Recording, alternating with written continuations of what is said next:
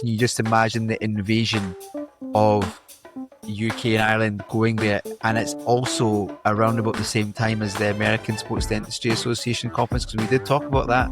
It'll be like Benidorm on tour. Yeah. Benidorm takes over the USA. Oh, could you imagine? Could you imagine?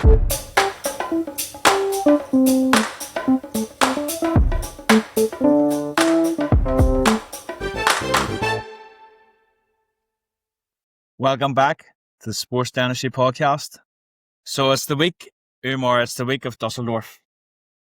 It's the week of Dusseldorf, yeah. And it's interesting. Trying to get hold of you at the best of times is quite hard, but today has been almost near impossible to try and arrange. You're some man to talk. For this week, you've went radio silence since Sunday. You were working at the Scottish game. You had guests and everything there. You were singing. You thought you were like back on top of the world, and Argentina just humbled you. And you had radio silence until the soccer team had to pull you out last night. Yeah, I must admit, it was a massive roller coaster of emotions in the last 3 or 4 days. Halftime against Argentina, I'm thinking, yep, 21-0. This will be quite a nice second half. But it was just so flat. The second half was literally like chalk and cheese, and couldn't believe what I was seeing. And to be honest, Argentina deserved it. Hands down, deserved the victory. Big shame just the way we performed in the second half, and they could have actually beaten us by a lot more. But yeah, as you said, I was lucky enough to have a guest with me. So our good friend Christian Cardozo from Paraguay had flown over specifically to come to the game because he knows a few of the Argentina players and he's done some work for them. So I offered him my +1 ticket, and we enjoyed some good times in the hospitality pre and post game. And the first time I'd actually met Christian in person, and he was a top guy, and it was really good to exchange ideas with what they're doing in South America and giving him some good old Scottish hospitality. But it was down in the dumps when I got to work on Monday, and then we just had to wait for the Scotland-Denmark game on Tuesday night. And I was lecturing last night, and we watched the last 20 minutes in the restaurant with the course organizer. We were sitting there having food and watching the goals. 2-1, 2-2, 3-2, 4-2. 3 of the goals of Scotland scored were worldlies, and I know you've seen them, so I want to ask your thoughts on them. The bicycle kick by Scott McTominay. Oh, what I want to know is, what are they feeding Scott in Naples? Because ever since he went to Naples, he's like been a different player. And I've been with a few Italians today, so I don't know what's going on down there in Italy, but there must be something, because I don't even know if any defenders thought that bicycle kick was going to happen. Oh, it was absolutely stunning. But even Tierney's goal and then McLean's goal at the end, it was typical Scottish game of sport.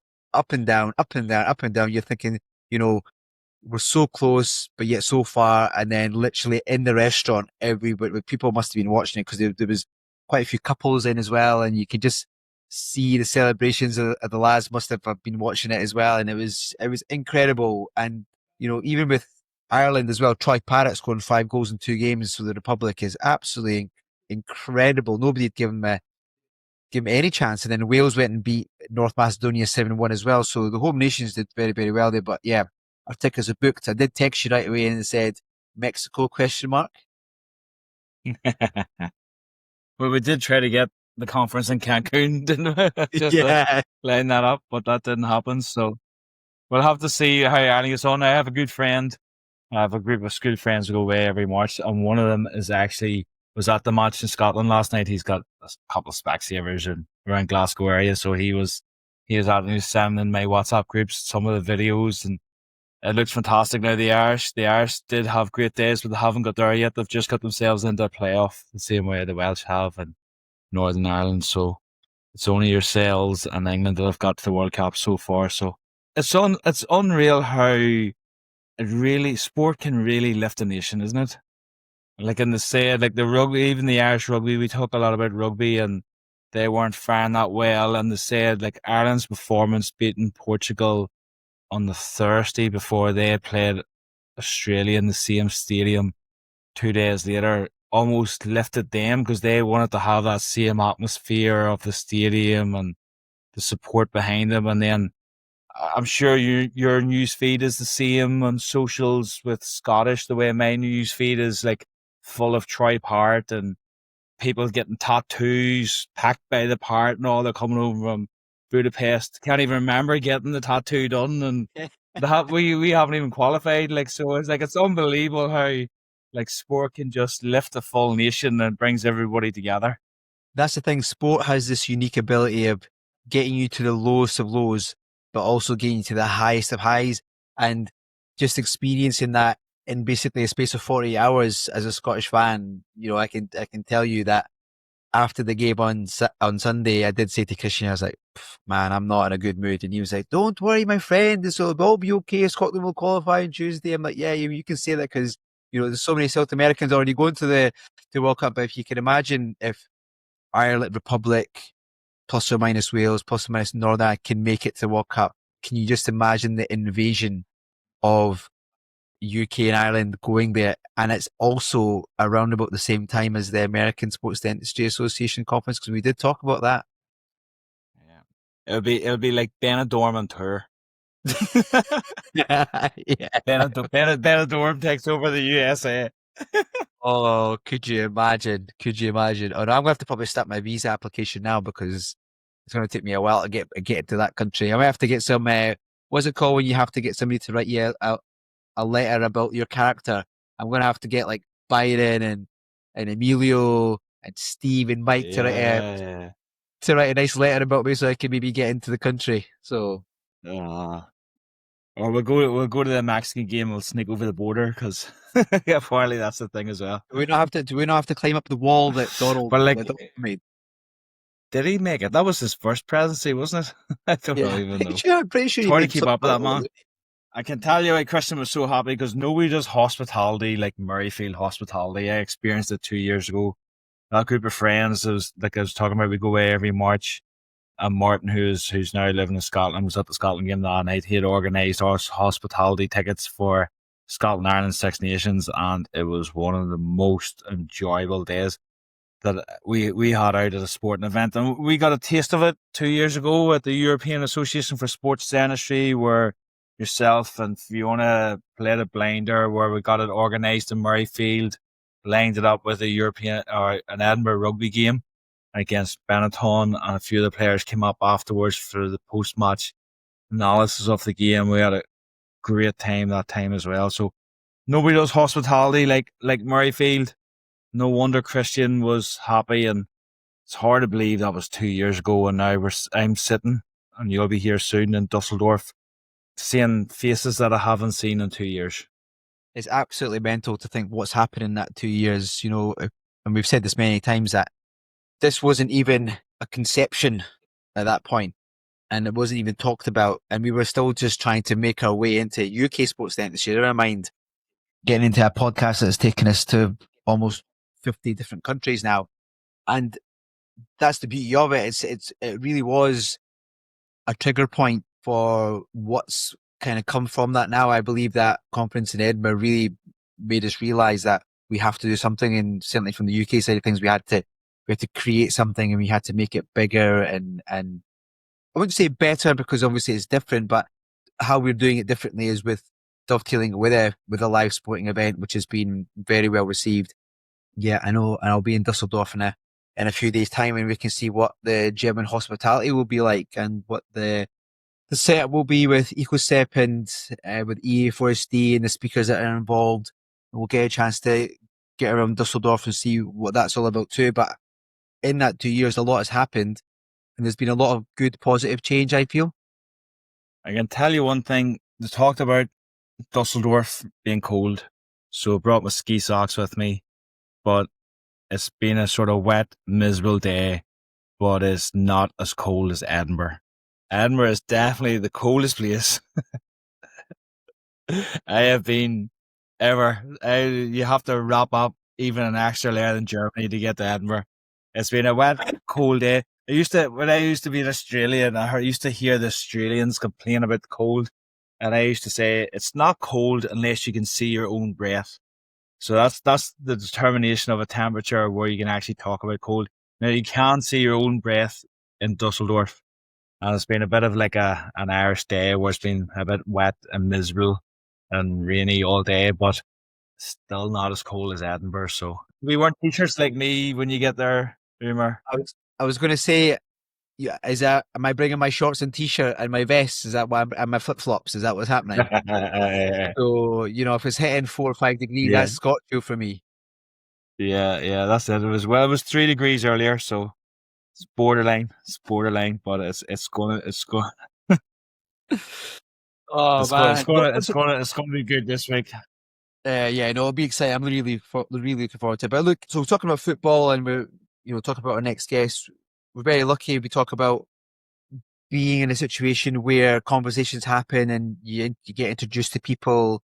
And this was basically what happened here. Is that when we were in Manchester, I was in the taxi with our videographer, our photographer Josh, who works for Dimension Digital, and he mentioned to me, he's like, "Oh, there's a guy that you should speak to, who did some work for Callum Wilson. Callum Wilson, England football player, played for Newcastle at that time." And he said, yeah, he was the one who dealt with this trauma. And obviously it was quite big in the news at the time. I do remember watching it and reading about it. And actually it formed part of my lecture that I gave on dental trauma. And I was like, yeah, that's fine. I'll give me his number. So I got his number. I didn't message him that night, but so I'll give it a few days. So I got in touch with him. What an interesting guy. And I was like, listen, we need to get you on the podcast. We need you to be able to describe the story from your side of things, how it happened. What did you do? Because I remember seeing the photo of him the day after the trauma, and he looked pretty much exactly the same. I was like, how has he managed to do that? Like, what did he do? And it's a really interesting conversation. And when I reached out to him, I didn't actually realize that how many qualifications he had and the specialties he does. And when I said to you, look, I think we should get somebody on to talk us through a case, like a real life athlete case, what happened at that time and how it was managed, especially in such a short space of time. Yeah, I'm really looking forward to it, especially tomorrow. We have the pre-conference course, which is the Suffolk course, which is the emergency sort of field trauma course. And this is the first time we've been able to introduce a little bit of dental into it. So I'm doing a little bit of education, and part of my part of my initial education showing examples of dental trauma. And I've used this case as an example of friendly fire because it was his own teammate that actually caught him with the elbow to knock his tooth. And this is the sort of thing, like, this happens all the time. We talked about it with Emilio, with how FIFA haven't appreciated because it's happening so many times. But with this one, because it was the Premier League, because it was live on TV, you could see it there, and it made waves over social media. So I've actually been able to use it as an example of how dental trauma can happen. So I'm really interested to hear how this was approached, how it was dealt with on the day by the sports medics, then how it was dealt with afterwards, whereas you said it looked as though it never happened, and how you got back playing. So really looking forward to this conversation. And again, it was by chance that we were able to get this contact. So it's good that this is a dentist, because usually one of us will know our guest pretty well, but this is a guest that we only know of. So I'm really looking forward to see how this works on the podcast, especially with the lead up to our live show in Dusseldorf, how we're able to work with a guest that we don't really know. So looking forward to this conversation. Yeah, you're absolutely right. And George was very kind with his time, and he's also managed to share privately some of the photos that he used. But I think it is important to actually hear it from him firsthand about how he went about things. And I think people listening to this podcast will be able to look at the video of what actually happened with the trauma and listen to how he dealt with it and how he managed it. Because yes, it's something that when we look at afar, you're just thinking, well, how did somebody actually manage to get this treatment done on the evening of a game and then look as if nothing ever happened? So it's time to get the magician George Bourne onto the podcast. Sounds good. So let's go. Hey there, Sports Dentistry fam. We've got big news. If you love sport, teeth, and travel, you're going to want to listen up. That's right. The very first South African Sports Dentistry Association conference is happening this year, and you're invited. Join us in Stellenbosch on Friday, the 5th of December, 2025. for a day of exciting lectures, expert panels, and vibrant networking with sports dentists from across the globe. Then stick around for a stunning conference dinner under the stars, Stellenbosch style, at the famous Kloof Winery. And on Saturday the 6th of December, we head to the world-famous Cape Town Sevens rugby at the DHL Stadium, sitting at the foot of Table Mountain, for an epic day of sport, sun, and celebration. It's the perfect blend of education, networking, and unforgettable South African energy, all in one weekend. So, whether you're chasing CPD or chasing Sevens tickets, this is your chance to be part of something truly special. Come join us in the Rainbow Nation. Tickets are limited. Grab yours now via the link in the description. The inaugural South African Sports Dentistry Association Conference, December the 5th and 6th, 2025, Stellenbosch and Cape Town. We'll see you there. Gives me great pleasure to welcome to the podcast this week, George Bourne. I got it right, I think. One of the easier ones, George, to be honest. So, for people that don't know you in the podcast, and a little bit like myself, me and Umar maybe don't know you as well. We've heard a bit of your background and things like that. So, we'll be really interested to hear from yourself just a little bit of how you got into dentistry and then how you got into sports dentistry. I think since probably about the age of 12 or 13, I wanted to be a dentist. That was it for me from about that age. My dad had lots of problems. Used to go to the dentist with him, and then the guy who was his dentist sort of inspired me. He said, I asked him one time when I was going to the dentist with him, he's like, "Why did you do dentistry?" And he was like, "Oh, fast cars, fast money, and fast women." And I was like 13, 14 at the time. I thought, this is it. This is the career for me. He lied. He lied. Yeah. He definitely lied to you. And then, then that was it from that age. And then from that point forward, we went to dental school, and then I came out the other end. I didn't really know what to do. And then I was doing my VT, my dental foundation training. And then he sadly committed suicide. And that sort of changed my trajectory. I thought I was just going to be in general dental practice, and that was going to be it for me. And then I started recalibrating my career, and then I went down sort of the hospital route.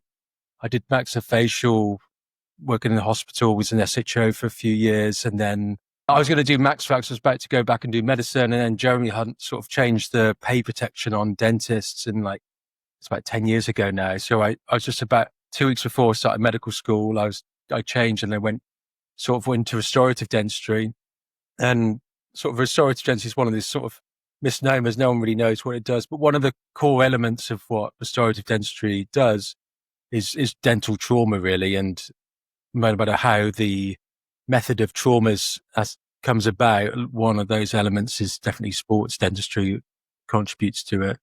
And then since that forward, it's always been an area of great interest for me, sports dentistry. I used to do running and long jump as a high level when I was younger, and then rugby, and then you'd see a lot of trauma from there. And then it sort of went hand in hand from my restorative training. So now my sort of week is I work 2 days a week in the hospital as a restorative consultant, and then 3 to 4 days a week in specialist practice, just doing referral cases. So I do see in the practice, I see a lot of what I classify as hot trauma.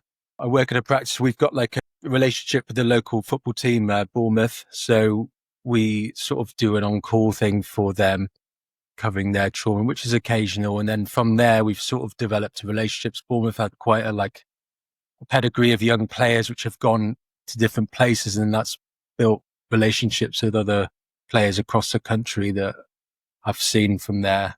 And then trauma is lifelong. So I see a lot of people who've had sequelae of trauma, from failed teeth to external cervical absorption I saw today, and then different things which reflect about trauma, long term, and their management. So that's really my main bread and butter of what I do. Alongside that, I do a lot of implants, prosthodontics, and perio. Sounds like you've got a nice blend between kind of hospital and private dentistry that you work in. So you split your week up quite well. Most of the trauma that you're seeing now, is that coming through the hospital setting, or is it practice as well? It's a bit of both, really. Where I am in the country, on the south coast, dental trauma, when I when you say trauma, it could be anything like maxillofacial, panfacial trauma to, like dental alveolar trauma. And when you're further away from a dental hospital, and particularly a big city, I feel from a perspective of patient group, you get quite a hard time, really. It's not, the access to treatment isn't as good. And so I do see a lot of trauma from the hospital. It's not what I had when I was doing my specialist training in London. We would see acute trauma and very soon afterwards, whereas this is a bit more of a late presentation to me, which isn't always the best way for managing these cases because it makes a difference what you do in the first time period afterwards. But it's a mixture of both, really, that I get things from. I was having a look at the practice that you work at, Dental on the Banks, and it's right on the almost the furthest most part of the Britain, yeah. So kind of Bournemouth, nice part of the world. It's somewhere that I've never really gone that far. It's very nice. An opposite end, but yeah, it's. I'm just Umar, just for our listeners, Umar put his hand up, but like it's down. Umar just I'm up. Yeah, I'm up. He's down, and you're the other side. But yeah, no, I've always in this part of the world. So what's the kind of closest hospital then to Bournemouth? Then you're saying obviously it's not that easily so we've accessible. Got like what's classified as acute general hospital. So you've got Bournemouth and Poole, and then you've got the trauma centre in this region is, for hospital wise, is Southampton. But again, it's not linked to a dental hospital. And then after that, from a perspective of dentists, you've only really got a London teaching hospital or Bristol really to refer to. And logistically, it's challenging for patients to get to that distance, and it can be difficult. Like probably about 2 or 3 years ago, I was about to go out to Notting Hill Carnival, and my brother called me up saying, I've come off my bike and I've knocked my front 2 teeth out. He was at Bristol, and this was on like a bank holiday weekend. So I worked as an SHO there, and I know what access the patients had like out of hours, and you've been waiting for 2 hours. He'd already reimplanted his teeth. But I drove all the way back down from London to Bournemouth to sort him out. This was like about midnight. I got down here. But yeah, it's not always that accessible, particularly like the key times when trauma happens at the weekend. It's not an easy place to navigate. We've had Serpil on from Dental Trauma UK. Is there much? Oh, yeah. Would you do stuff with Dental Trauma UK, or is there representatives down around there as well? No, I don't. No, I remember Serpil from when I was doing my specialist training. She's done a very good job of putting it on the map. But no, there isn't a thing. I really need to get involved in that from a perspective of what can be done locally, because patients, first thing that comes up when you Google dental trauma is Dental Trauma UK. It seems to be optimized on the search engine from a perspective of what to do in acute situations for patients. Yeah, so they've done a great campaign there recently as well. We're talking about the selfie your smile, where they've got trying to get everybody to take a selfie of their smile for that scenario where there's maybe a trauma incident, to help the dentist out to see what things are like before the trauma. So it was a really good campaign. Just touching on, so you've got a relationship with the practice. I'll maybe just touch on something you said earlier before no sports dentistry podcast, but I think it's maybe important to have a touch on it for a few minutes. You said something, you were in general practice, and then was it your boss or something committed suicide? Was it, or? So the guy that gave me the reason, he was my father's dentist. So I grew up in and then he was like that guy, and then you find out like why the rationale why someone did that, and then the stress of the practice and sort of midlife crisis, and then it sort of gave me the impetus to sort of find another avenue to work in. And then I went into hospital from there, like did an SHO job, and then sort of really enjoyed it from what I was seeing. Yeah, it was quite common. I just wanted to touch on it because we did have John Lewis and Kathy Connolly at our conference there just past in Manchester, and they volunteer for a volunteer foundation called Confidential for people in the dental industry that are struggling and need somebody to reach out for. So there is listeners here. The reason I'm saying it's actually one of my dental nurses' partner, who's a fireman, died by suicide there a few weeks ago. So it's quite raw at the moment in our dental clinic as well. But if there is any listeners out there and they are struggling, that would try to direct them towards confidential, which is a confidential listening helpline specifically for dental professionals. So I thought, just when you mentioned it, I thought it'd be nice just to give people a bit of an idea of that. So if there is anybody you might feel has changed, it's always good to reach out as well, because it's a lot more.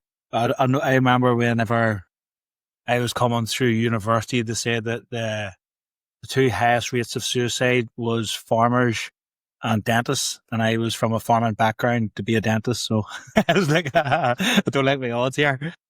So it's good to touch on that. We'll move it back to sports dentistry. You mentioned there about having a relationship with Bournemouth.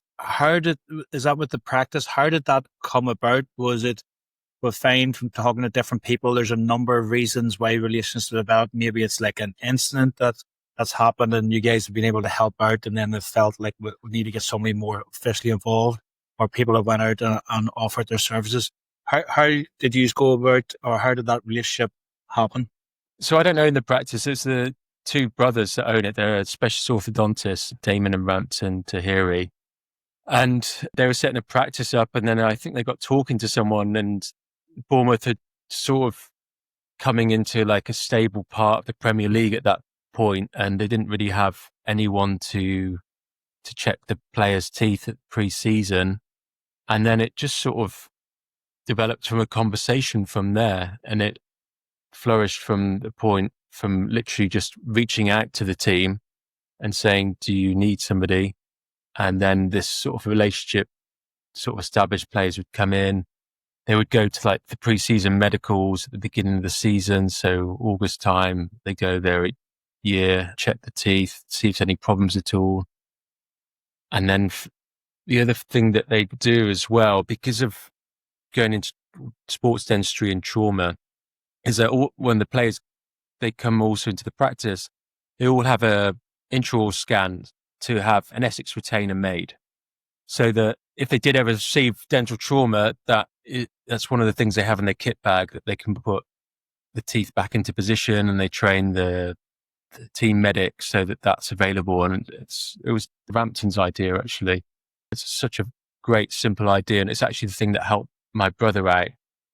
He was downhill mountain biking and he knocked out his two front teeth. And he reimplanted themselves. He had his like Essex retainer there on his bag and then put them back in, which is such a massive thing, particularly when if just an avulsion or even just subluxation of the tooth, it serves as such a good point. Because I remember when I was managing traumas, working in the hospital, sometimes in one hospital, we didn't have access to, I don't know, wire and a splint. So you'd end up taking an impression to make an Essex for them to then go to the dentist. But you wouldn't have any guidelines as to where teeth, if there's been a dental alveolar fracture, where they've actually gone to as a point of reference. And it's a really good way of helping people out, no matter if they're amateur or professionals, really, is having something like that.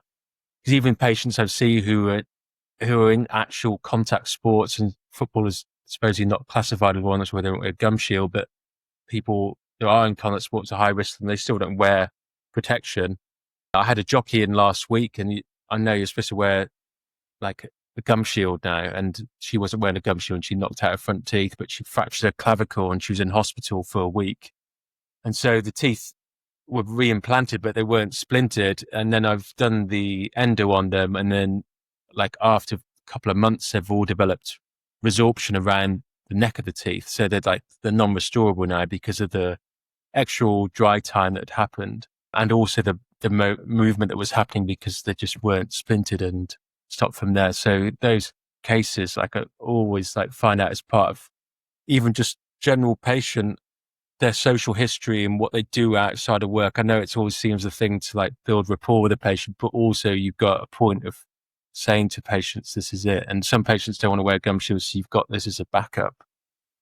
They just carry around with them whatever sport they're doing. Yeah, it's really good. I actually had that conversation last year, which came from a dentist I was working with in one of the Premier League clubs. And he was going out doing the screening, and he was sort of asking, he was trying to put like a kit together, but I didn't really understand him when he first said it. I thought he was putting a kit together for himself to be fielded play, but it was more for the sports medics that sort of said to him, what can we do in this situation? And that's where we had discussed maybe the likes of an Essex retainer. That was one of the orthodontists that came up with that idea, was it? They run a teaching academy called Clear Aligner Academy. And they just came up with this idea, which is great. And one patient had his tooth, I will talk about later on, but he used it and he was able to carry on playing the second half of the game from after sustaining trauma, and it was repositioned. And he just wore that.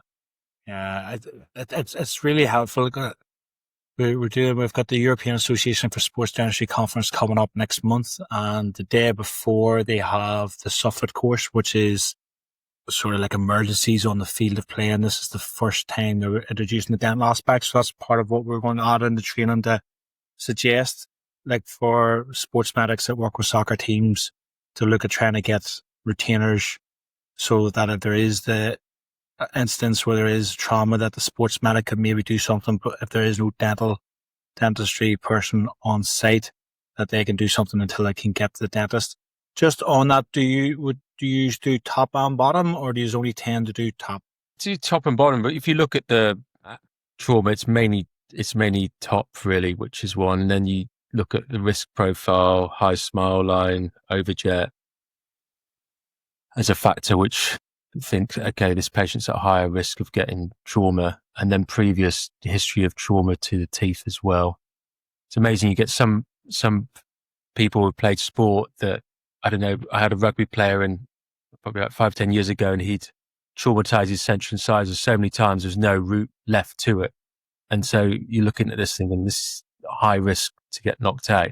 And he was very blasé. He's like, oh, we get this knocked out, it gets knocked out. But I said, why didn't we do something about it beforehand? And suggested this, along with his gum shields. He's got some form of backup.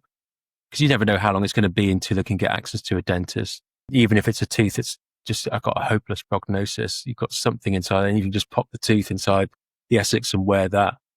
And I have my own lab. So I have, for cases like that, I've got 3D printer, which you can print off Essex with it. It takes like about 15-20 minutes to do it. There's free software you can use to make that, and then it's done then, and the patients have got it. And it costs next to nothing to make an Essex now. With like if you're acquiring the data digitally, it's nothing, and it can make a massive difference to the financial outcome and long-term outcome of what happens in that situation. Yeah, we're only 20 minutes into this podcast, and you've already given a golden nugget information, which a lot of people listening will be thinking, wow, that is actually really, really useful.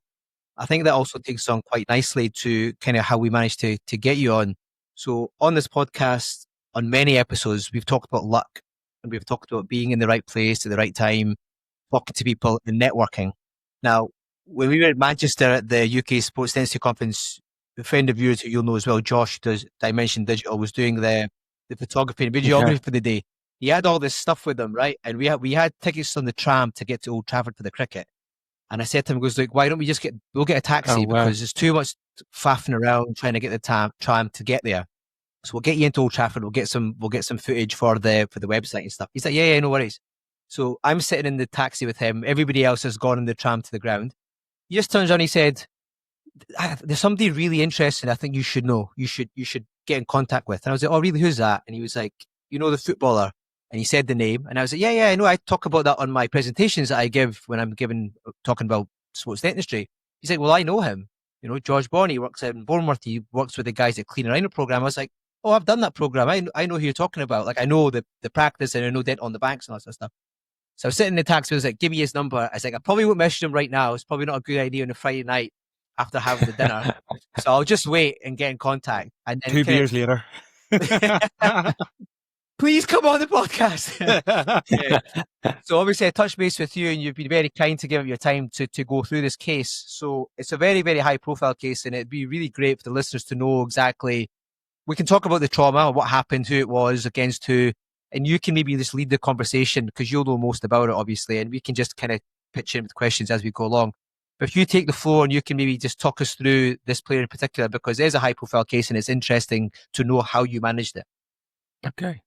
So this was, almost 4 years ago now, coming towards the end of the Premier League season, and Newcastle were playing Liverpool, and it was at that point. I know Newcastle are back in the Champions League, but it's just when they were first getting back into it after having like huge hiatus after decades almost of not being in there. And it was like when the new owners came in and started spending all the money. Yeah, so the new owners came in and they wanted to get into the Champions League, and then they had like a midweek game against Liverpool. And so the player in question was Callum Wilson. So he plays for West Ham now, but at the time he's striker for them. And Callum used to play for Bournemouth, and he went up to Newcastle. And so I'd seen Callum like 2 or 3 months before. He was referred to me from another dentist who was replacing his crown on his upper central incisor, so it's upper right one. And he said there's not enough ferrule there palatally. So he wants to do an implant. And looking at Callum, he's got a high smile line, background in his tooth. He had trauma to it when he was in his early teens. He was actually at the Millennium Dome, if anyone remembers that, now the O2 Arena in London. And his cousin had jumped on his back, and then he traumatized his front tooth, and then he'd had to root canal treatment. And then he wanted to improve the appearance of a crown, as you would expect after about 15 years. But colleague was doing the treatment, found there was like no ferrule. So cases like that, I'm always a bit dubious, think, can I do some crown lengthening for it? So I take a CBCT to assess the tooth, and there's enough, I can actually see enamel palatally. So I proposed to him, I said, we need to do this. Even though you've had a crown in there for a long period of time, it's going to be only one knock to the face and this crown is going to be out. And it was a majority of the root canal. You can tell the size of the root canal when he had trauma. The canal is quite wide. It probably takes up half of the actual size of the tooth, really. So if you get any one knock to this is coming out, or you're going to fracture it. He was like, okay, we'll do it at the end of the season. And then like just before the end of the season, he had this trauma. So he contacts half time. My friends are like, have you seen the game? He's fractured his tooth, or he's had the lateral luxation. And you can see on the videos, it's on Sky, you can see that the medic repositioning the tooth. And so what he'd actually done, it was like cervical root fracture, basically. So it's sort of like the worst trauma you could possibly have. You can have a fracture. That's the worst place you can have it. And they've repositioned it. And that's purely because he had a fiber post inside the tooth. So the fiber being flexible, it sort of came to everything by inside there. So they've repositioned it, popped on his Essex retainer. He was able to carry on in the rest of the half. So it was coming up to a corner, I think, and it was actually his teammate, I think it was like Sean Longstaff, who like owled in the face. I thought it was Virgil van Dijk, but it was actually his teammate that owled in the face that caused the trauma. It just looks, it's totally innocuous as well. It doesn't even look like anything happened. Yeah. No, and that's purely down to what he's actually got inside his mouth, because it might be if that was a vital tooth, it wouldn't have caused that trauma like that. But because of how weak that tooth was, it's just caused it to fracture. So yeah, the message at half time saying, can you sort it out tonight? And this is like a midweek game. And then they said, don't worry, like the team is going to play for everything. And like at that time, as you mentioned, it'd just been taken over by Saudi Arabia. At the time in the news, there was all about that journalist in Turkey who got, as you know, murdered. And I was like, well, if this goes wrong, like, am I going to end up like this? But obviously they said, yeah, we'll fly him down tonight. We'll sort it all out. And so he's like, I want to get it done tonight. I don't want to have any medication. I don't want to have like any bone grafting because of like checking it, even though that I've dealt with players before and you have to just write a letter to say if you've given them any medication, to say in case you have a random drugs test. So he didn't want to have anything of that at all. And obviously like the pressure of doing it for the team because they're paying for everything for him. So we got him down, started the procedure. It was like around midnight. I was supposed to be going, I booked like the day after I was going away for like a wine tasting tour to the Champagne region for like 2 weeks. So I had to do all of this, and I was drive back to London because I was getting the Eurostar over there. And so we got him in, as expected, it was like the crown root fracture. And then when he was flying down, I'm planning the case because I've got the CBCT before.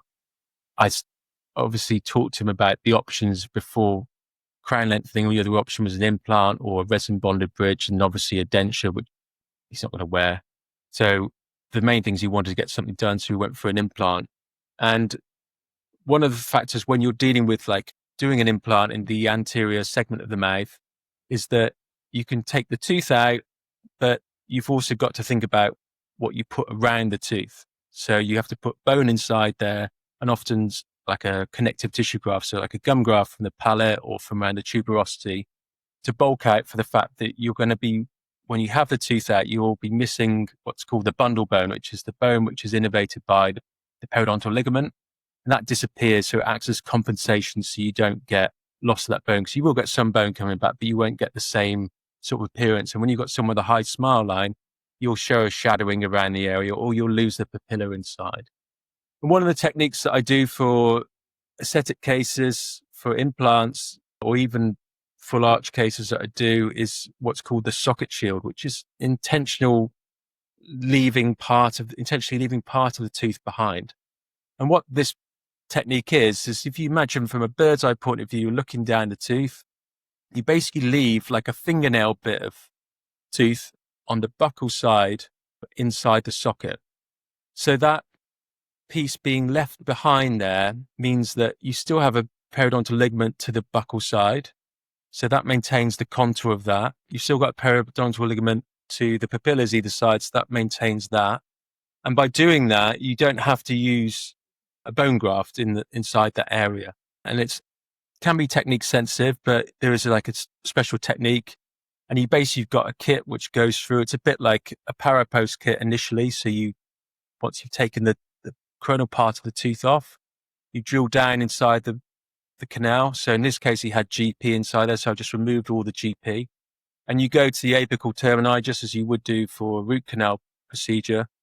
And then once you get down past the apex of the roots, you stop there. And then the next drill in the sequence is that you basically section the tooth mesiodistally so that you leave this sort of slither behind. And then you luxate palatally to remove that portion, and you just basically take out that portion.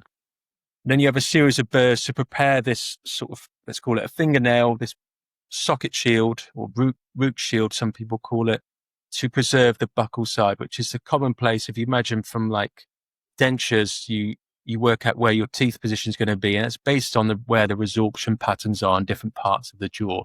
And often when you've had a tooth missing from there, you have a flange on this portion there in the anterior maxilla, and that's because the bone resorbs from the buccal aspect of palatal. And by keeping that root there, that keeps it there. And then you have a series of roots, preparation, burrs, diamond burrs, that then smooth out this area. You create like a bevel so that it allows the emergence of the future implant crown so that you are not in contact with this segment of the root. You put the implant in behind that area, and then you basically have the fingernail of the tooth and then the implant, and then you have a gap inside the middle between there. Now, depending on there's two schools of thoughts. One is to put some bone grafting material inside there, and the other school is just to leave it inside there, and then you put a tooth on top of the implant, and that what forms inside there is a blood clot, and then you've got all the preformers to go and form bone around there. But the downside is that sometimes you can get soft tissue growing down. So in bone grafting, they put what's called a membrane over things sometimes, and that's basically to stop the epithelium from growing down, because epithelium grows much faster than bone. So in his case, it was a bit of a gap. So I said, you don't want bone grafting. So the other thing we can use is that segment of root that I've taken out. I can basically grind that up and use it as a bone graft. This is called dentine bone grafting. So there's a special kit that you can buy. There's 3 different companies make one in the world where you grind teeth up, dentine. You can use enamel as long as there's no restorations inside there, but I just had dentine in his case. So grind that up, and you put it through a couple of treatment stages, and that's basically EDTA, which they use to just demineralize the surface. And then you basically put that inside that gap there. So that's sort of your bone grafting done. And then I have a lab as well. So I then designed the crown digitally, printed that off in a ceramic material and then attached that on top of the implant, stained it, and then off he went with that tooth there. So we finished the surgery and then he was back playing the weekend. I made him like a gum shield, made a black and white one. Didn't wear it, but luckily he was okay. And then that was done. And he was back to playing after that. And then obviously when came to see me, like he was like, I don't want any medication. I want to be playing and I want to get into the World Cup. I was like, one miracle at the time. Like I could only do the tooth. If we could get into the World Cup, that'd be amazing. But then I didn't see him, so he's focusing on his career. So we actually went with the temporary crown that I made for him to the World Cup in Qatar. I didn't see him for like another year to do the final crown for him.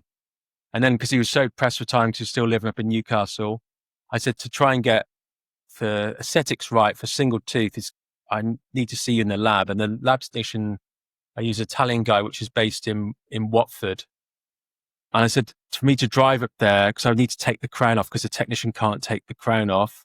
I think it's best we take the crown off. We try the crown inside your mouth. So he said, okay, it's fine. So what he said, so he actually arranged for a helicopter to fly me up from Bournemouth to the lab. We landed in his manager's, what the football players call it, the manager, the one that sorts out all the contracts for them and negotiates for Agent. Agent. Yeah, he was landing his agents. Yeah. His agent had like a helipad in his garden, like as well as a football pitch. And it was just literally down the road. Went and got the crown, all the final shades, and took the crown off inside my technician's lab. And then we flew back down again and then fitted it that evening. And that was like the story of it. It went very well. There's lots of things that could have happened, and particularly for dealing with somebody who plays in the sport and is still actively participating in high risk of trauma. Is like one of the things when you do an immediate implant is you advise like soft diet, avoid contact sports. He was very, very lucky not getting dental trauma without taking any precautions, which I recommended for him. Yeah, that's actually really interesting. I didn't realize how much effort was put into the treatment. He did ask for a lot of the miracles, but fortunately he didn't ask you that England could win the World Cup, because that's probably the biggest miracle possible there.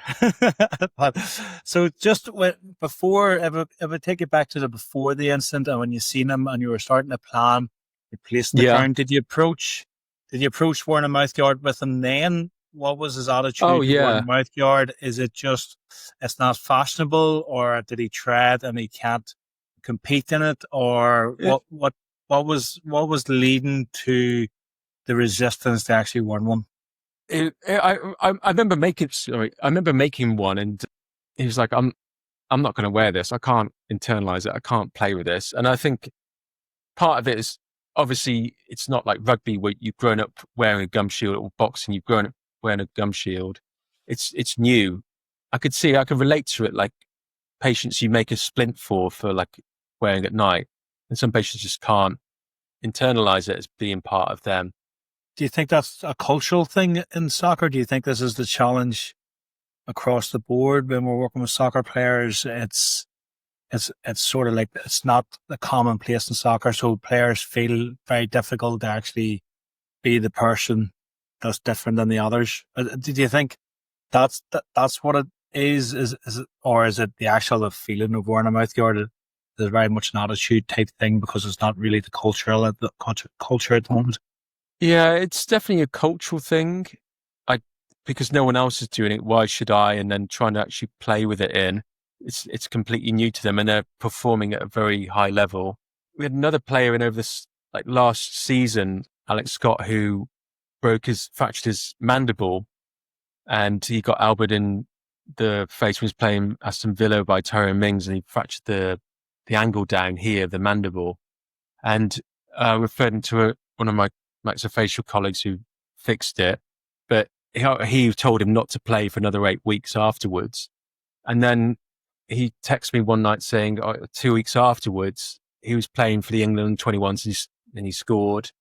But he'd actually had one of these sort of carbon fiber guards made, which I do see some patients have if they've had a fractured mandible or fractured zygoma.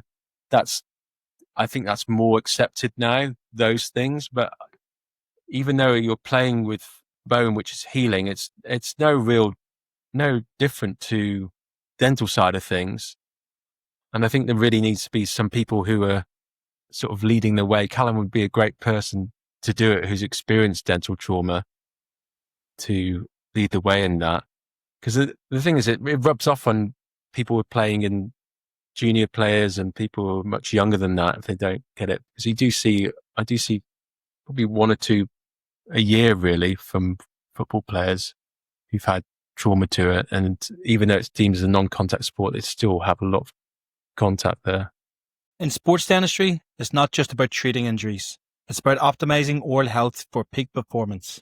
That's right, because when athletes push their limits, every detail matters, even their oral health.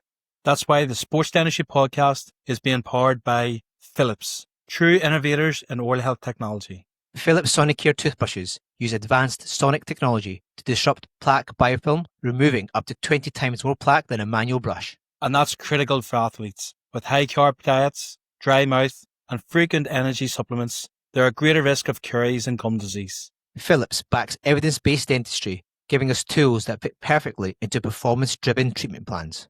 So whether you're helping your athletes recover, protect, or perform, elevate your protocol with Philips. The thing is, I don't really think mouthguards is going to become widely accepted unless you've got the big names wearing them. So people who they look up to, like the Mbappes or the Bellinghams or the Cole Palmers or Ronaldos or Messi's of this world. I just don't think football has that attraction of wearing a mouthguard, although they say it's a contact sport, isn't it? And I think facial trauma or oral trauma is something that is just a cursor, a byproduct of the sport. And in Callum's case, it was so innocuous as well. Just when you're watching it, it doesn't really look like anything. And all of a sudden this big thing happened. I know you said the tooth was already quite vulnerable already. And in the other play, Alex Scott, I remember seeing that challenge by Tyrone Mings. There was a complete accident as well. Again, there was nothing intentional about it. Or there was a bit of hoo-ha about it, actually, wasn't there? But I don't think he meant it. But these are the sort of things that athletes know can happen to them. But the fact that Callum had somebody like you and the sheer skill that you just explained what you did there is quite remarkable. You know, an average dentist, average sports dentist probably wouldn't have the skill set that you've just described there, because obviously you've talked about techniques which are above and beyond what your general dentist would probably be doing. So for him to have somebody like you look after him is incredible, really. And I think we've got a lot to learn from you, from what you've done. And obviously your background of being one of the only people, I believe, to have sat the specialist exam in perio, prosthetics and restorative. Am I right? Am I bigging you up there? Yeah, that's very kind. Yeah. But what I'm saying is that it's really important, because somebody like yourself, who even till a few weeks ago didn't really know much about, I think it's really important that we give somebody like you a platform, because people listening to think, oh my God, can you actually do that level of service for an athlete? And the fact that you opened the practice up at midnight, it seems like a common theme. Your brother and now Callum. So are your working hours midnight till 8 a.m., is it? It was before. Now I've got a son who's like 10 months old, but I have to rein it in a little bit. But at the time I was living above the practice. So it was, it was a factor that played into that. I could just sit down a flight of stairs and I was in the practice, really. But you have to sometimes you have to sort of offer this service, because I see some patients who've gone to out of hours, and you can capitalize if you see things at that point, but you have to either charge them appropriately for it. And I know I'd want the same if I was in that position, but yeah, it comes at a price, really. But I don't do it that often. But I try and get, and if we get a call about acute trauma, try and block the diary and cancel patients to fit around that situation if possible.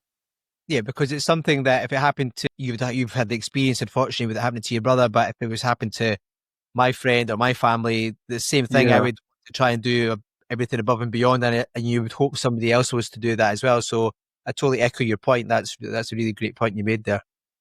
Just on the fractured jaw, did the player did that go through like a partially erupted wisdom tooth? Because it's sort of the research, I know this is very debatable, the research sort of suggests that the angle, like jaw fractures through the angle, there's a higher risk when there's a partially erupted.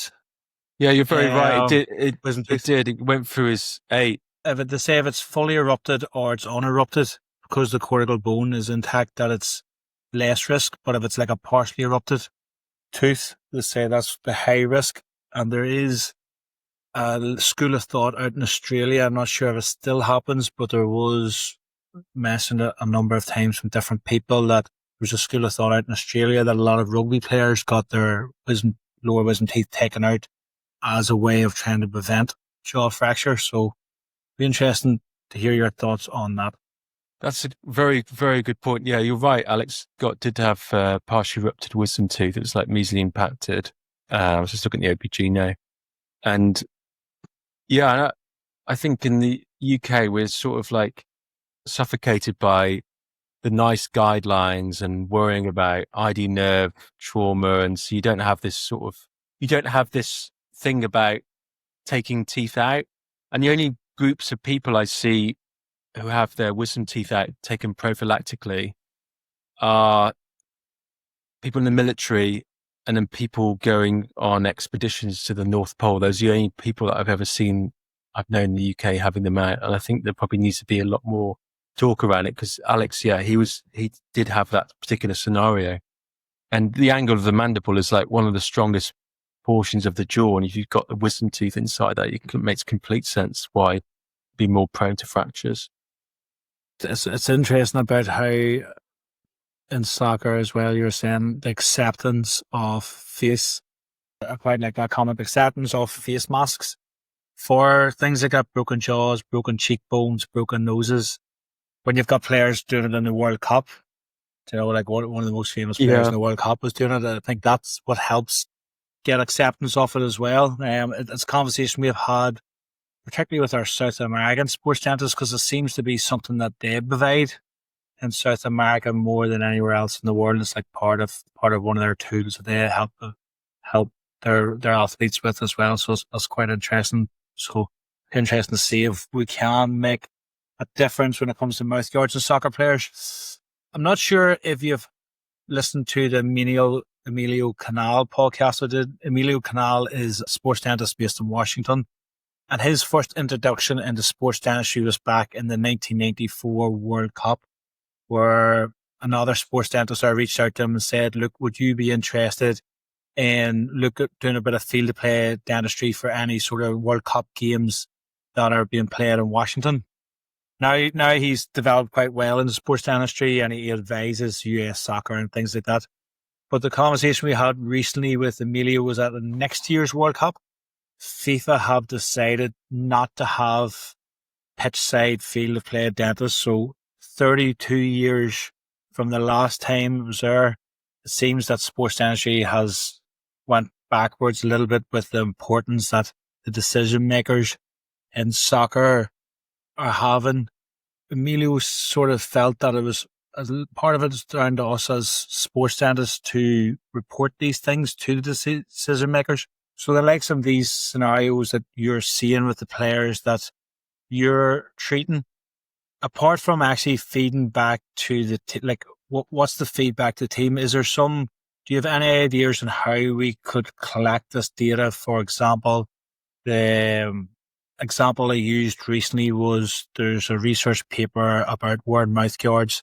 It's quite well cited, and it's like if you don't wear a mouth guard, you're 1.6 to 1.9 times more likely to suffer from sporting dental trauma.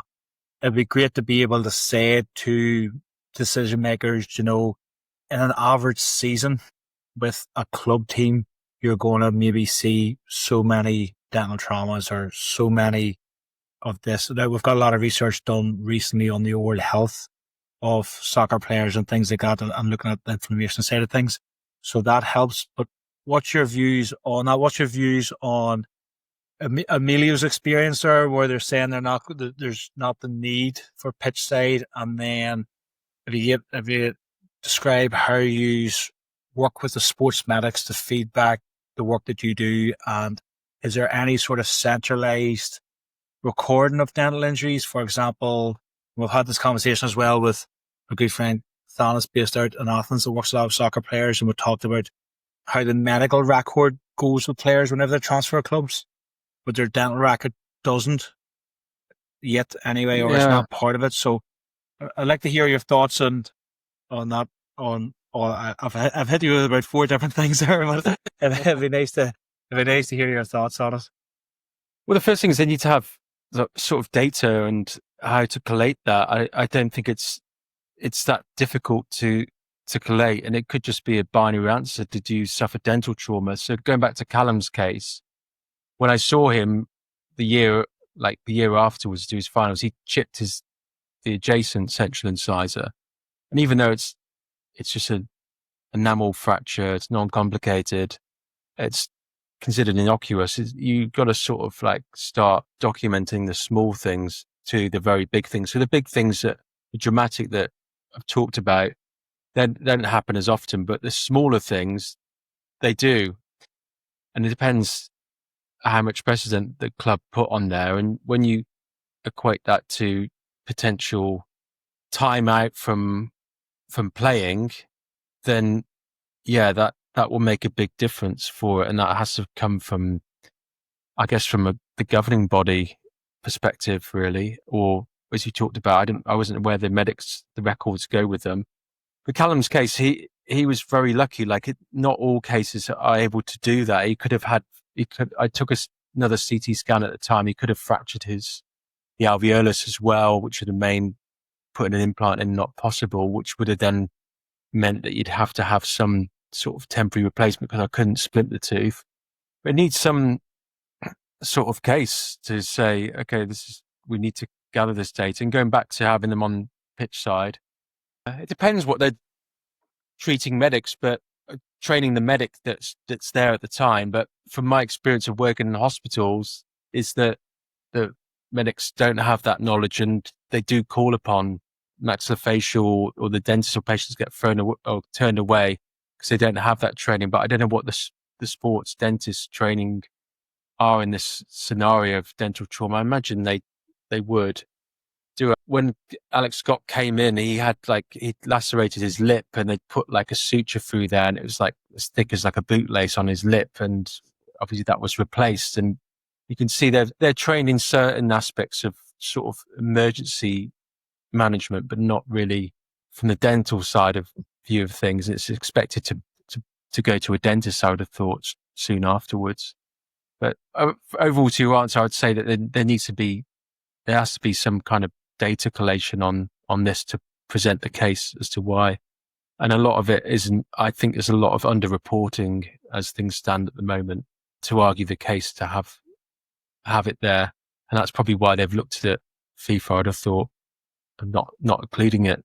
Because apart from these cases I've seen, you haven't seen many like on a world level stage of people having trauma, to my knowledge, around football. Just when you're reporting back to the club, do you, like, if there was an issue with a player, does the player just go to you guys, you get them sorted as between you and the player then, because there's now that dentist-patient relationship, or do you use feedback to, I'm presuming it's the lead medic would be your contact person in the club. Do you feedback to them with that player, or is it still does it then just turn into like a dentist-patient relationship with the practice? Yeah, you've got that situation. It's not because you're a separate entity to the club. You can't. It's just like any other patient. You can't really share their information. The only times that I do is when I have to give medication. So some players I do take out a lot of teeth as well. Some players I do take out wisdom teeth for, and sometimes to reduce the swelling, you might give them dexamethasone, like a steroid, preoperatively, which would help reduce swelling, and then the sequelae of that trismus to mean that they can get back to playing. So there's those cases when, yeah, I'd speak to the medic beforehand and say, yeah, we could do this. I think it would benefit from this. Otherwise, this might happen, which would mean he might not be able to play. So those are the only times when I prescribe some antibiotics. Those are the only times that I have sort of a communication, or when it comes the other way, when they contact us about a patient who's had a problem, and it's particularly on the pitch, really. I know one of the biggest things that medics and players look at is time away. So whether that's time away from training, time away from playing, they want to try and minimize that risk because, they're getting paid handsomely, majority of them, for what they're doing, and their job is to be able to provide that level of commitment and work. And we obviously then have to provide the medics the information. Like you said, if you need to give them dexamethasone, or if you need to give them some sort of antibiotic for something, you just double check to say, look, is it okay? What's the current WADA guidelines in that specific sport? Because obviously it's always changing. And also in different sports, there's different regulations. With cycling, it's obviously a big thing in that. And then with rugby and football and cricket. So I think that's a really important point you made there, actually. And for people who do listen, the WADA website is extremely good, and it's something that should be utilised. But even more important is having the contact with the medic directly related to that player or that organisation, because ultimately it'll then fall back on to you as the clinician who provided that treatment without telling them. The important thing is getting them back as quickly as possible, because that's the first thing they'll ask you. And like you said about Callum, it was like, I need to get back playing, I need to get into the World Cup team, etc., etc. So that's time constraints, financial constraints, pressure. It's a lot of being a dentist is difficult at the best of times. Dealing with a high profile athlete makes it even harder, I think. And you always try to do your utmost. You just got to make sure you cover yourself. Is probably the point I'm trying to get at. Oh yeah, 100%. Like what happened with Callum, it went really well, but there's a lot of times when things don't go well, and then it could have been that he couldn't play, and then they didn't get into the Champions League, and he didn't get into the World Cup. So if it had been that case where it didn't go well, I think, even though you wouldn't wish that upon him, I think that would stand up and make people listen about dental trauma. And it's terrible. It has to be sort of a negative event that I think makes people change what they do, as opposed to positive things, which I always remember my failures more than my successes. And I think that's the same for when you're trying to get the message across. The things which don't go to plan, and it had happened in this case, would have been a thing which might have made a bit of a difference to change what you talked about and getting more profile into sports dentistry. Yeah, I think that's the biggest challenge. It's really getting buy-in on a global level, and on like it's great. Like as I said when I was asking you about how that relationship with Bournemouth started, we do find a lot of time it does take a serious instance for sports medics and clubs and athletes to buy into that. I remember an example, I started providing mouth guards and one of the local clubs weren't interested. And then during training, one of the guys got two front teeth knocked out. The back of someone's head hit them. And next thing, everybody wanted a mouth guard. So it's almost, the challenge is trying to get that buy-in before people are experiencing the dental trauma or witnessing it in front of them, isn't it? But maybe that's what we need. But maybe we need to use these cases to hopefully get that buy-in down the line. Yeah, definitely. I don't know what else can actually change things, because it's sort of at this point now where dentistry in some respects is, you I don't know, you watch like a Hollywood movie. I saw The Hangover not long ago, and it's like when the guy has his teeth pulled out, and you actually read about the story, and it actually did happen. And then it's seen as like a trivial thing. It's like you could have a tooth out and then you get it put back in again. And because like football players, professional ones, they've got a lot of disposable income, so it doesn't really matter from that side of view. But it's only a small echelon of people who play football are at that sort of level. There's a huge number of people that aren't at that level that don't have that disposable income to sort things out. And even if you did have disposable income, your outcomes aren't as good. So I think it is seen, it's not really taken as seriously as it should be, really, from what my view is anyway. No, definitely. And I think it needs to be, something bad needs to happen to some high profile player for people to stand up and take notice. That's a horrible thing to say, and I don't wish that upon anybody at all. But really, if you look at history, things have to go wrong for it to then go right, ultimately. And if that had happened to Callum at the World Cup, for example, let's say in America next year, then all of a sudden FIFA will be like, right, well, where's our provision for that? And then it would be everything's all tits up, and then it's like, well, we should. Emilio then would have been like, well, I told you we should have had something because we were able to facilitate, rather than trying to figure out what to do next. If you've got a provision in place, then everybody knows the steps. So when I work at Scotland Rugby, we have the meeting before the game. Everybody knows what's happening. If this happens, this is what's happening. If this happens, this is what happens. This is what happens. So anything oral facial related, we know where they're going, what's happening. If anything orthopedic wise, they know what's happening. If anything radiology wise, they know what's happening. So I think having that proviso, pitch side, court side, is so important. So it's really disappointing to hear about FIFA's decision about the World Cup next year. But like I said, God forbid something happens, it might change the stance for dentists and sports dentistry going forward.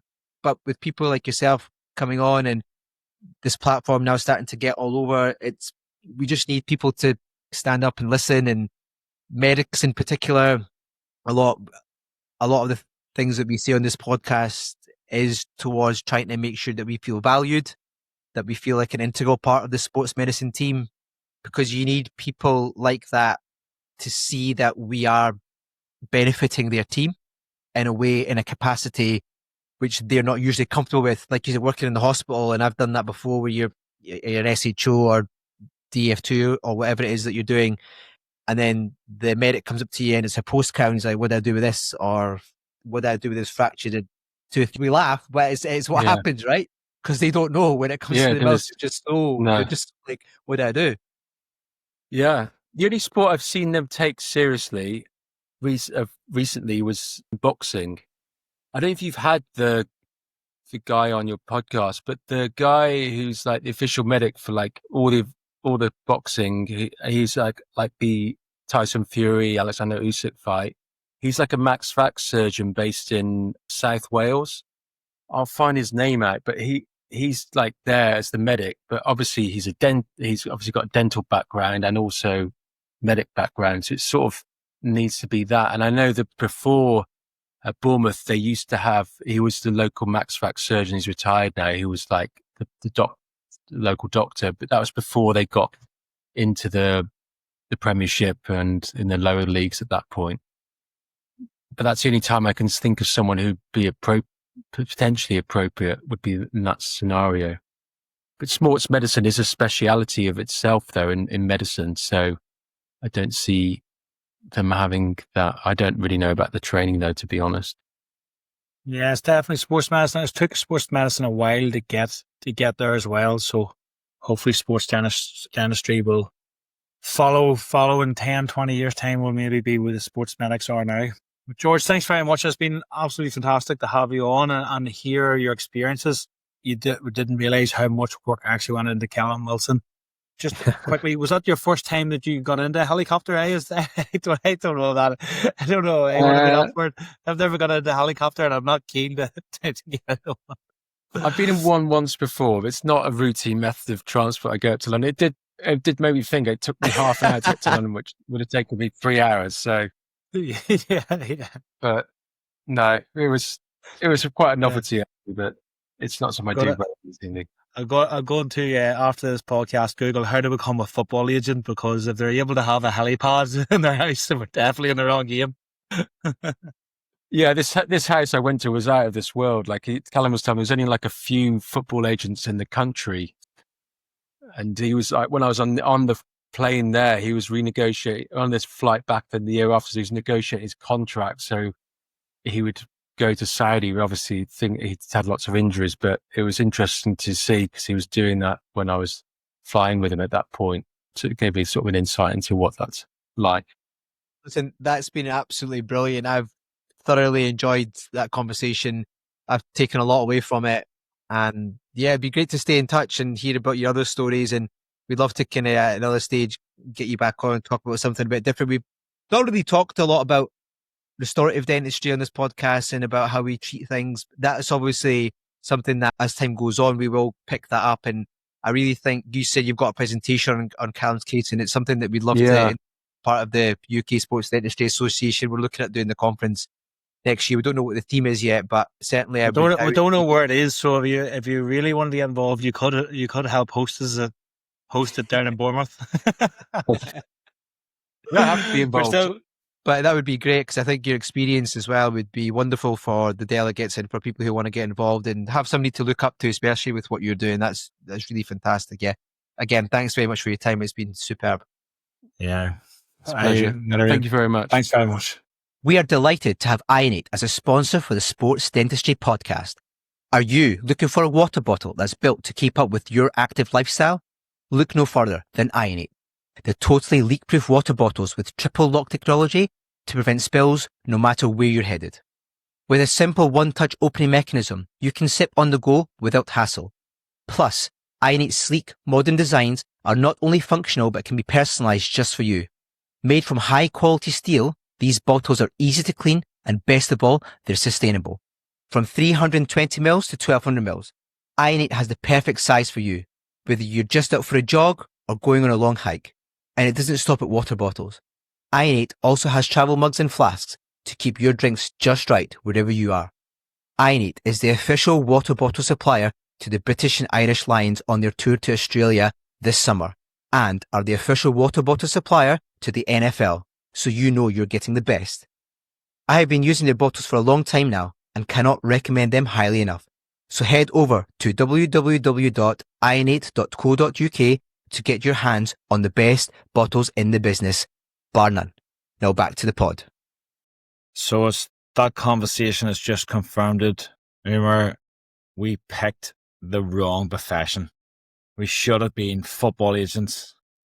If I was able just to get a helicopter to do whatever I wanted for one of my clients that was probably paying me hundreds of thousands in royalty from transfer fees or whatever, we should have picked a different career.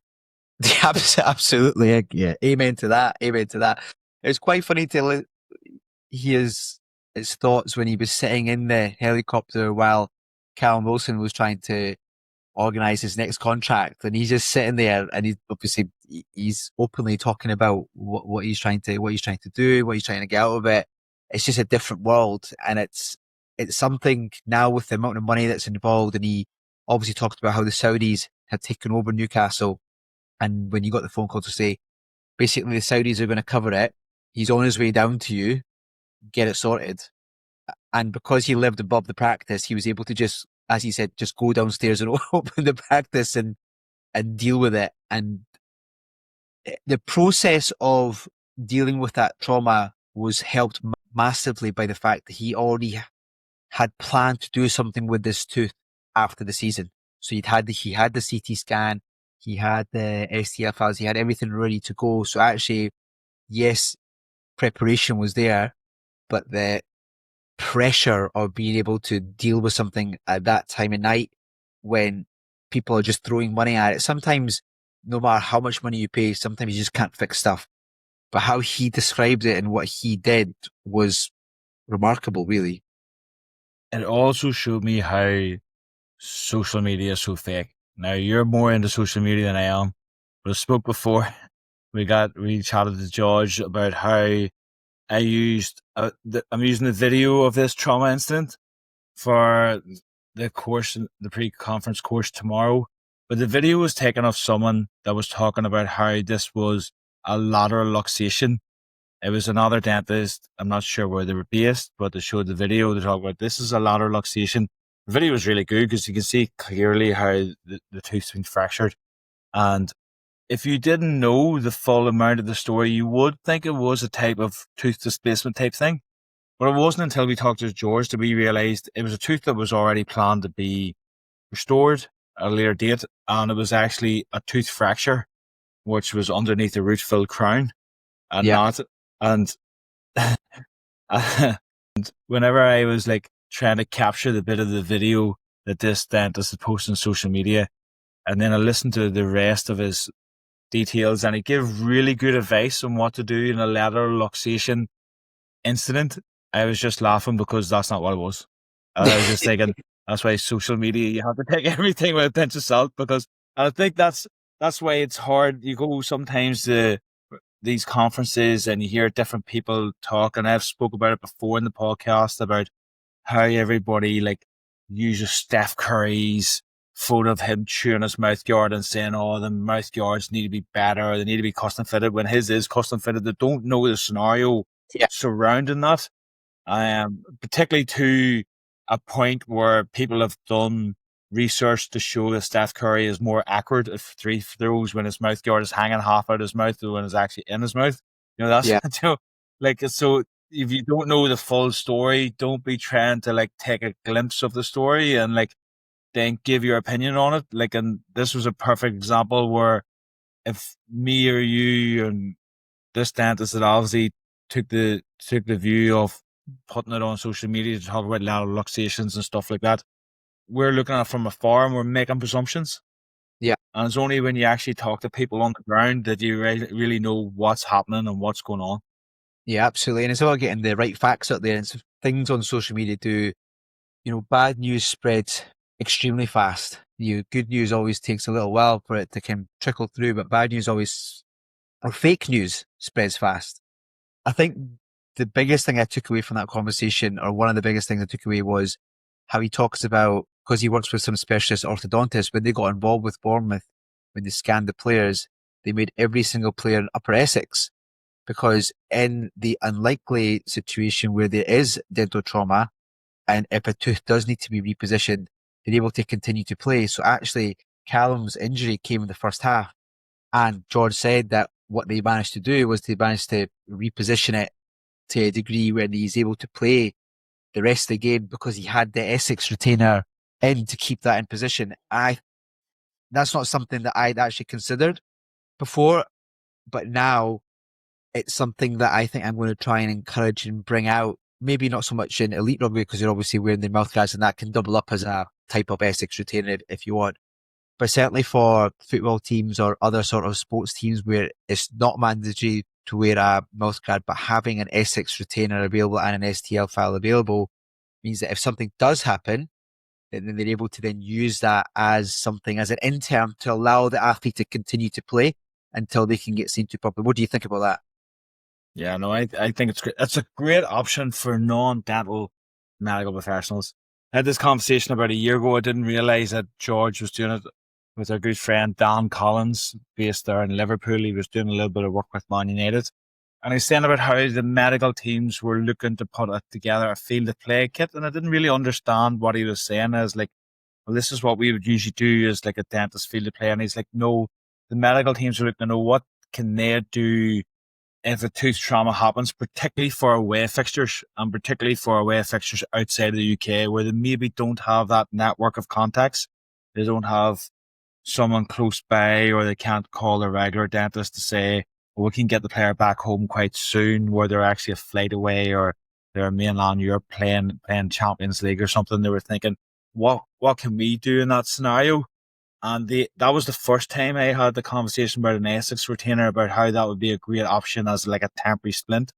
And nowadays, so many people, orthodontics as in the mixed dentation as a teenager, it's a lot more accessible now than it was decades ago. So you'll find a lot of these athletes will have maybe undergone some type of orthodontic treatment maybe as a teenager. So they will already have an Essex retainer. So that's a great way of being able to double that up as like a part of a toolkit where a sports medic can say, well, look, let's get upper Essex retainer made for every one of the players. We'll keep it in our travel kit. Worst case scenario, with something there, and get tied them over till we can get them to a sports dentist to get them the treatment they need. And I've actually done that for one of the practical stations that we've done tomorrow for the medical professionals that are doing this trauma course tomorrow. Is it's kind of, we almost take for granted how easily we can spot what's a central incisor, what's a lateral incisor, what's a canine. But if you're talking to someone that doesn't work on the mouth and doesn't handle teeth every day, they maybe don't fully understand where everything's going. But if you have an orthodontic retainer where you can very easily fit around in shapes, almost like a jigsaw, you're putting the teeth into the right place.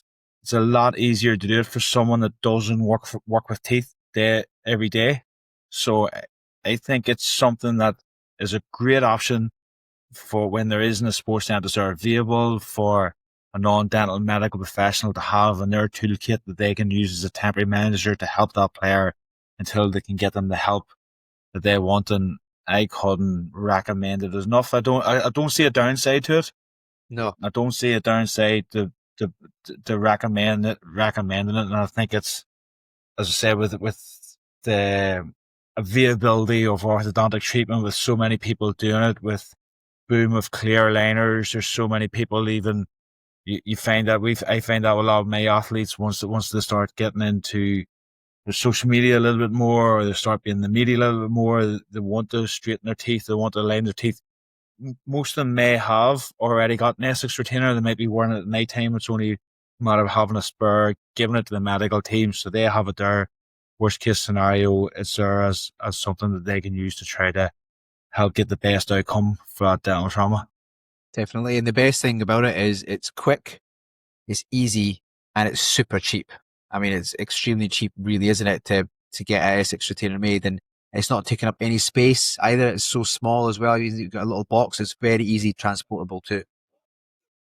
Yes, like if you even look at the price of titanium trauma splints, like I've had to go in the black market there since the ASD conference in Washington, because the cost of titanium trauma splints in the US has just skyrocketed since our good friend Donald Trump has put the charges on everything. I've had to try to smuggle a bit of titanium trauma splint over there. How many Essex retainers could you get for the cost of a titanium trauma splint these days? So. But remember, Serpil said, don't bother getting the titanium trauma splint because she was again super, super expensive, and she's certainly the leader in terms of how much trauma she's dealt with. And she was saying, you just get the 016 wire stainless steel and that's enough. But the good thing about the titanium trauma splint is, although it is expensive, it is very easy to manipulate and use. Although in Serpil's hands, I remember her saying that they debonded or they came off quite quickly. But it's one of these things where if you've got access to something that's very simple, very cheap, very easy, like we're talking about the Essex retainer there, why not use that and utilize that? And that gives you an inroad into a team and about what you can do. And then from there, you can then lead on to, okay, other trauma or other education, other prevention. It's all about getting that foot in the door. And I think that conversation with George really has opened up my eyes, not just in terms of what we can offer teams and athletes and organizations, but what we can do, but also the level of treatment and the level of care. Now, his step-by-step protocol of what he did, and he was talking about the socket shield technique, how he didn't remove all of the root and he left some of the root in, and he placed the implant, and then he augmented the area between that level of skill.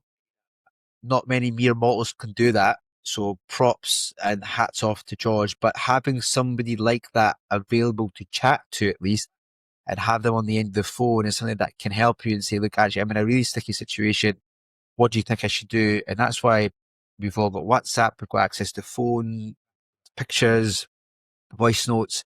And that's about building that community and having somebody with that expertise available. And luckily now, I think we've had that conversation with George and I've been in contact with him quite a fair bit.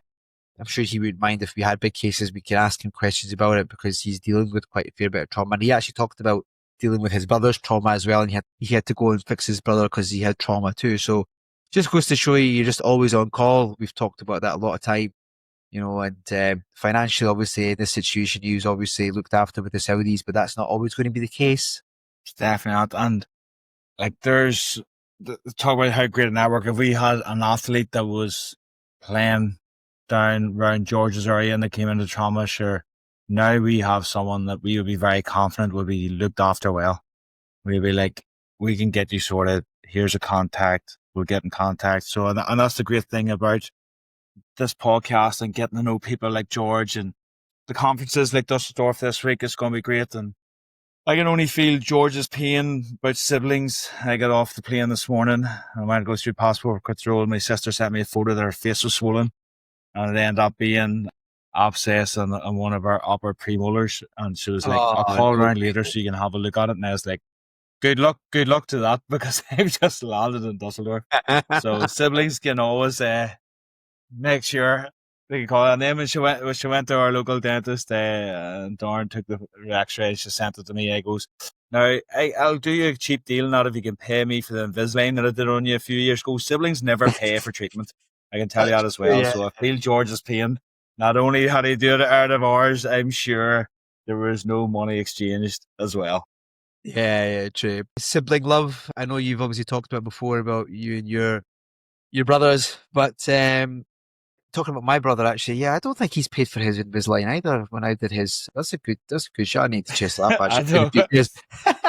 probably hasn't there. They, So, they almost think we don't have any lab bills to pay just because they're our siblings. That's It's true. almost like Invisalign doesn't say, you know, we know we're treating your siblings, so we're not going to charge you. That's right. Actually, my brother was one of my first Invisalign cases, and the lab fee was dirty. So I'm probably out of pocket with that. So you know, it is what it is.